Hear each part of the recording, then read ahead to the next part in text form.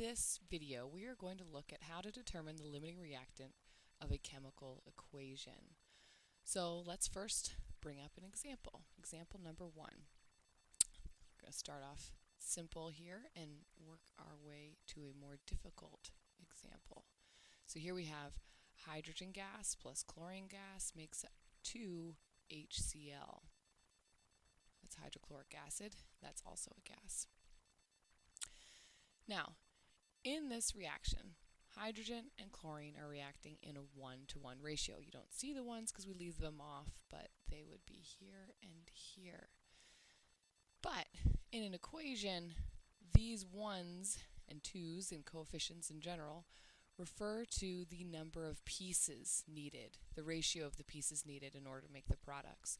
So we need 1 piece of hydrogen for every 1 piece of chlorine to make 2 pieces of hydrochloric acid. In this video, we are going to look at how to determine the limiting reactant of a chemical equation.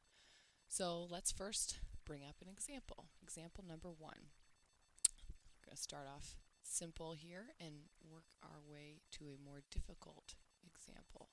So here we have hydrogen gas plus chlorine gas makes 2 HCl. That's hydrochloric acid. That's also a gas.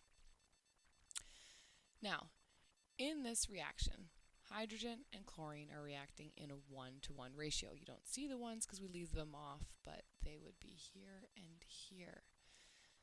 But in an equation, these 1s and 2s and coefficients in general refer to the number of pieces needed, the ratio of the pieces needed in order to make the products. So we need 1 piece of hydrogen for every 1 piece of chlorine to make 2 pieces of hydrochloric acid. But we don't usually look at numbers of molecules, we look at total amount of moles. Or, to take it a step further, we might actually only be given masses or concentrations and volumes or even pressure for gases. So a realistic example, well, the numbers maybe aren't realistic, but what we're more likely to find would be grams, for instance. So if we had 31 grams of hydrogen and we reacted that with 55 grams of chlorine, we are wondering which one of these are we going to run out of first. That's the definition of a limiting reactant. Are we going to run out of hydrogen or are we going to run out of chlorine? At first glance, we might think, well, the answer seems obviously hydrogen because we have less of it. But remember, chlorine is a much heavier molecule than hydrogen. And so we see that we have more chlorine by mass, but we can't tell initially if that is more pieces of chlorine. So what we need to do is look at how many pieces of hydrogen we have and how many pieces of chlorine we have.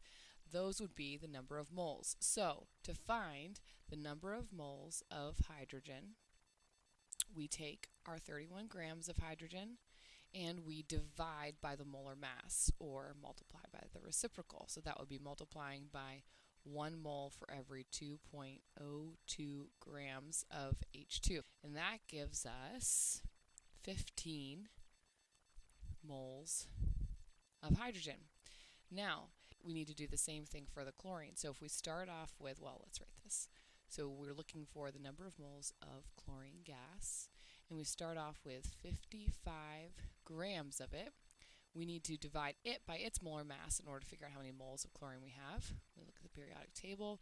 We find that each mole of chlorine gas weighs about 70.9 grams. We do that math and we find that the number of moles that we end up with is 0.78 moles. Now we're comparing pieces to pieces instead of grams to grams to take out that part of the equation, the mass part of the equation, and we can clearly see that we are going to run out of chlorine before hydrogen. So that means chlorine is going to be our limiting reactant in this case. Well, that is a fairly simple reaction, 1-to-1 to 2. So we're going to look at a second reaction. This will be the burning of ethane. So that will be 2C2H6, that's ethane. We're going to burn it by adding 7 oxygen molecules to create 4 carbon dioxides and 6 H2Os. All of these are in a gaseous state. So this is a much more complicated reaction for a couple of reasons. One is we have a ratio of 2 to 7. Also, we're not just making one product, we're making two products, which can be confusing, but the logic that we're going to learn here will work the same way. Say we had 0.34 moles of ethane and 0.92 moles of oxygen. Which one is our limiting reactant? So here is where things get much trickier. Because we have a ratio of 2 to 7, we know we need a substantial more amount of oxygen. This is where it gets a little bit trickier. We need to do some math here. But before we do that, let's look at the BLT analogy. Okay, so in the BLT analogy, we're going to imagine making ourselves a delicious BLT sandwich. In order to make a BLT, we clearly need 2 pieces of bread. We also need lots of bacon. So let's make that 5 pieces of bacon.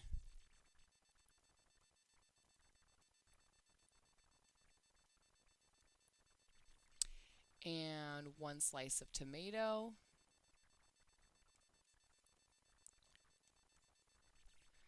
3 slices of lettuce.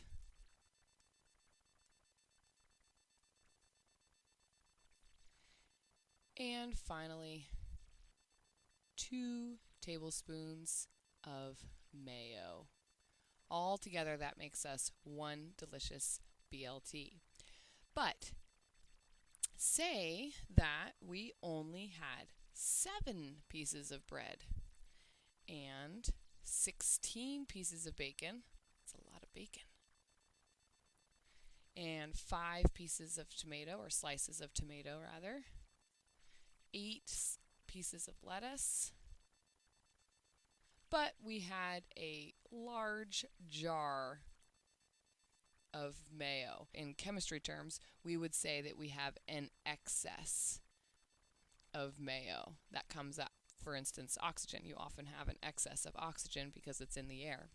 So if we have 7 pieces of bread, how many sandwiches could we make? Well, if there are 2 pieces of bread in every sandwich, we can take 7, divide by 2, and that would give us 3 with 1 slice left over. So that would be 3.5 pieces, which means we could make 3 sandwiches.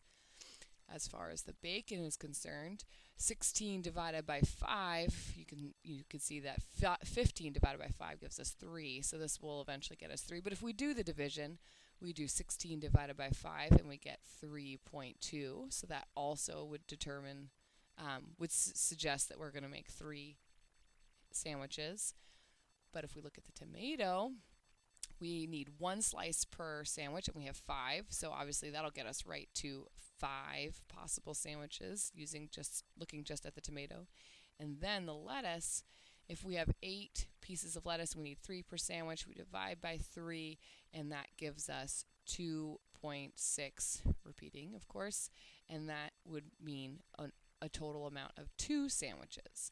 And again, with a mayo, we can make as many sandwiches as we want. We would make an infinite amount of mayo if we truly had it in excess. So what does that mean? Which one of these ingredients would be our limiting reactant? Clearly, that would be the lettuce, because it gives us the least amount of possible sandwiches that we could make. So going back to our actual chemical equation, the burning of ethane over here, we see that all we need to do is, just like we did for each of these, is divide the amount that we have by how many is needed. So 0.34 divided by the 2 that's needed in order to make this reaction go, and that would give us 0.17 moles. And then same thing for the oxygen. That one we need 7 to make the reaction go, so we divide by 7. And we find that that would mean 1.13 moles. Since this number is smaller, we see that the oxygen is clearly going to be our limiting reactant.